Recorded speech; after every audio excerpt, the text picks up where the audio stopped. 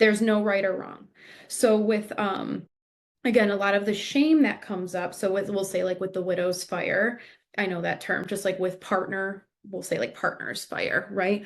That's this idea of like a sudden increase in libido or sexual desire that comes at sometimes shortly after the loss of a partner. And people are like, what's wrong with them?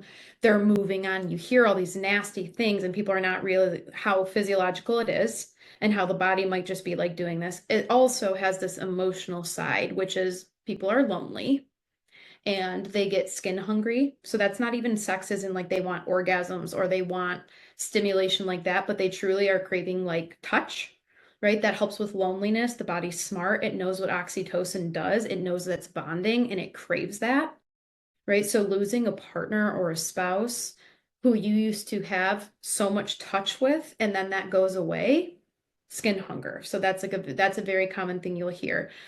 It does not mean you have moved on. It does not mean that you are not grieving a partner. Um, it doesn't mean any of that. It could truly even just be like your body's responding like chemically and trying to gain what it's lost.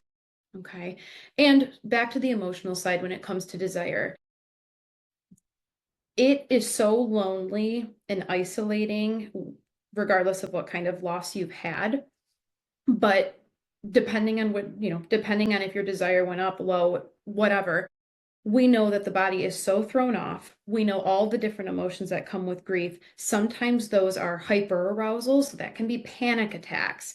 That can be, all the stuff that's the anxiety. That's the flashbacks. You hear about that part of trauma or traumatic loss. You can hear that with grief. And then there's the hypo arousal side, which is the part where people like really numb out.